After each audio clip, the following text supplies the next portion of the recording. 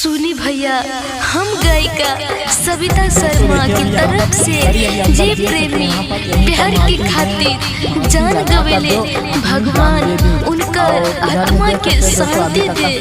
जाने वाले कभी लोग के आते नहीं हैं, पर उनके यादें रह जाते हैं।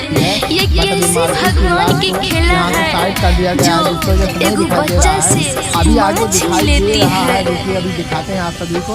सुना हो चाचा, सुना सुना हो भैया, दे दिल के प्यार खातिर जाना रहम। बच्चा पुतानी दया नहीं केला कई, चल गइल दुनिया से दूर।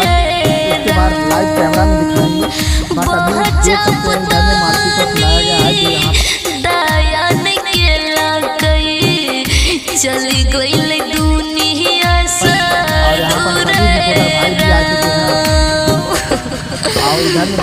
सुना हो चाचा, सुना सुना हो भैया, दे दिल के प्यार खातिर जाना रहम। बच्चा पुतानी दया नहीं केला कई, चल गइल दुनिया से दूर।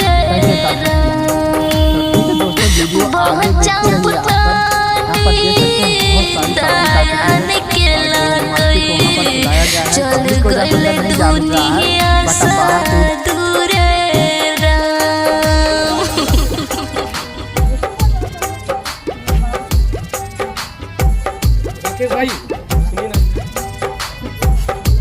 मिक्स बाय बाबू विद्यानंद।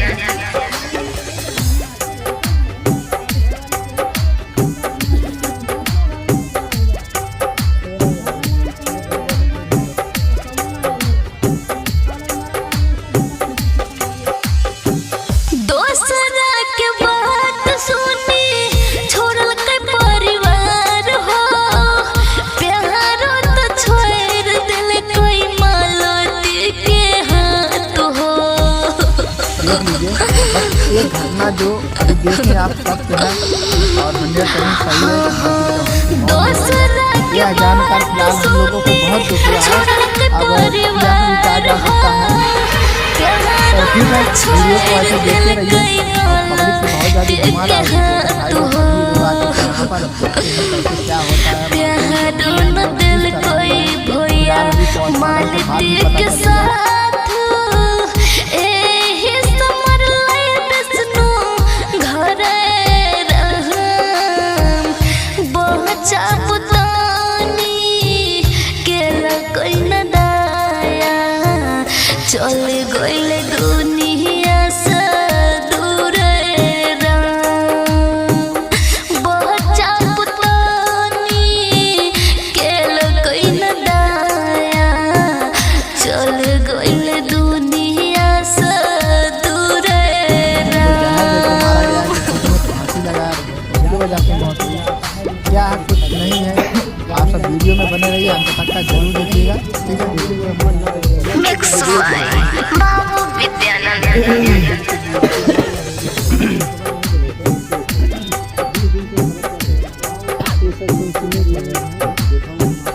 ये सब राजनीतिक खबर हम लोग नहीं करें।